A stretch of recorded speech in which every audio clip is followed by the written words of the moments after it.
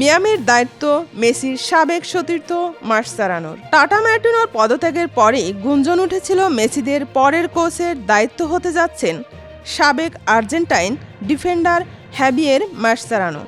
গুঞ্জন সত্য হলো, মিয়ামির প্রধান কোচের দায়িত্ব নিয়েছেন মেসির সাবেক সতীর্থ মাসচেরানো। মিয়ামি মঙ্গলবার ২৬ নভেম্বর এক বিবৃতি দিয়ে মাসচেরানোর কোচ হওয়ার খবরটি নিশ্চিত করে।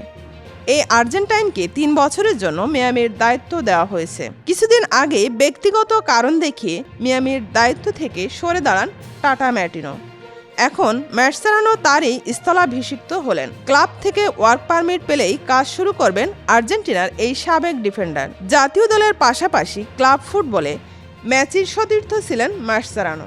বার্সেলোনার হয়ে ২০১০ থেকে ২০১৮ সাল পর্যন্ত খেলেছেন তিনি। এছাড়াও ওয়েস্ট হাম, লিভারপুল, রিভার প্লেট এবং ক্যারিনথিয়াসের হয়েও খেলেছেন মাসচেরানো। ২০২২ সালে কোচিং ক্যারিয়ারের শুরু মাসচেরানোর।